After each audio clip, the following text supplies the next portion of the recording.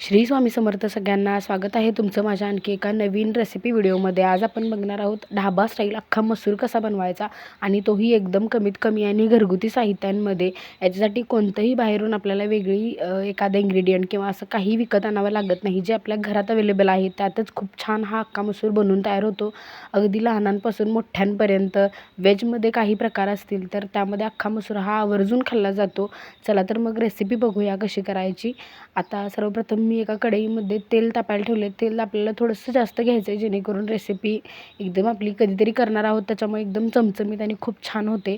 याच्यानंतर आपण तेलामध्ये टाकलेलं आहे जिरं थोडंसं फुललं की त्याच्यानंतर आपण याच्यामध्ये एकदम बारीक चिरलेला भरपूर कांदा टाकणार आहोत। मी मध्यम आकाराचे 3 ते 4 कांदे जे आहेत ते एकदम बारीक चिरून घेतलेले आहेत आणि हे कांदे जे आहेत ते आपल्याला तेलात एकदम छान मस्त असे गुलाबी होईपर्यंत परतून घ्यायचे आहेत। आणि मी तुम्हाला एक सिक्रेट इन्ग्रेडियंट सांगणार आहे जो की अख्खा मसूरमध्ये आवर्जून टाकला जातो। तो धाब्यांमध्ये किंवा मोठमोठ्या हॉटेलमध्ये ज्यावेळेला अख्खा मसूर बनतो किंवा कामेरीचा स्पेशल अख्खा मसूर जो आहे त्याच्यामध्ये सुद्धा हा इन्ग्रेडियंट टाकतात जेणेकरून अख्खा मसूरची चव जी आहे ती खूप मस्त होते आणि सेम धाबा स्टाईल सेम त्याच चवीचा अख्खा मसूर जो आहे तो आपला बनतो घरच्या घरी। तो सिक्रेट इन्ग्रेडियंट म्हणजे आपल्याला जो खायचा सोडा आहे तो आपल्याला थोडासा याच्यामध्ये छोटा अर्धा चमचा आपल्याला सोडा जो आहे तो टाकायचा आहे आणि त्याच्यानंतर थोडंसं मीठ असं मी टाकून घेतलेलं आहे। त्याच्यानंतर हे कांदा जो आहे तो एकदम मस्त एकदम तेलात विरघळून जातो, एकदम छान मस्त भाजला जातो पटकन आणि सोड्यामुळे जी टेस्ट येते आपल्या अख्खा मसूरला ते एकदम छान येते। त्याच्यानंतर हा आपण एकदम कांदा छान परतून घेणार आहोत। त्याच्यानंतर याच्यामध्ये आपले घरगुती मसाले जे आहेत ते आपण टाकणार आहोत, जसं की बेडगी मिरची पावडर आली, आपला गरम मसाला, गोडा मसाला आणि धनापूड, जिरापूड थोडीशी भाजलेली मी याच्यामध्ये टाकत आहे। आणि आपल्याला जरा जास्त तिखट हवं असेल तर आपण कांदा लसूण मसालासुद्धा आपण याच्यामध्ये टाकला तर तोही चालून जातो, खूप छान टेस्ट होते।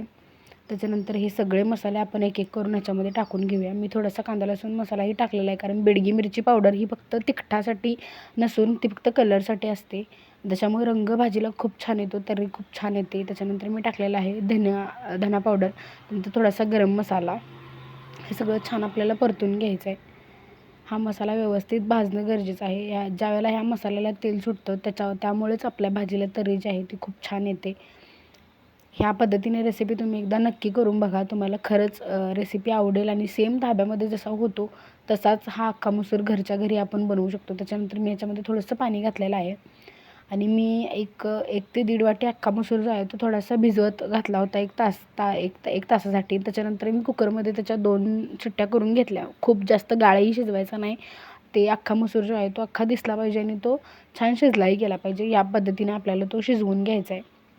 त्याच्यानंतर मग तो सगळा अख्खा मसूर मी या मसाल्यामध्ये घालून घेतलेला आहे, मस्त छान मिक्स केलं आहे। आणि त्याच्यानंतर आपल्या गरजेनुसार आपण याच्यामध्ये पाणी कमी जास्त करू शकतो। आपल्याला जसं पातळ किंवा जसं दाटसर आपल्याला हवं आहे त्या हिशोबाने आपण हे छान मिक्स करून आपण पाण्याची ॲडजस्टमेंट आपण करू शकतो।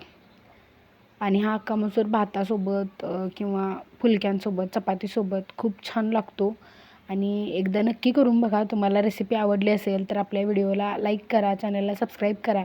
तुमच्या एका लाईक आणि सबस्क्राईबमुळे नक्कीच मला छान छान मोटिवेशन मिळेल की बाबा मी अजून व्हिडिओ करू शकेन। त्याच्यानंतर आपण याच्यामध्ये चवीप्रमाणे थोडंसं मीठ घालतो आहे, थोडं आधी घातलं होतं कांदा भाजताना, थोडं आत्ता घालतो आहे, आपल्या ॲडजस्टनुसार आपण मीठ घालू शकतो कमी जास्त आपल्या चवीप्रमाणे। तर एक छान मस्त उकळी आली की आपला अख्खा मसूर जो आहे तो बनून तयार आहे। एकदम अशा पद्धतीने असा अख्खा मसूर नक्की करून बघा आणि तुम्हाला ही रेसिपी कशी वाटली, काय वाटली किंवा ह्याच्यात अजून आपण काय बदल करू शकतो हे मला कमेंटमध्ये नक्की सांगा। चला तर मग भेटूया अजून एका अशा छानशा नवीन व्हिडिओमध्ये।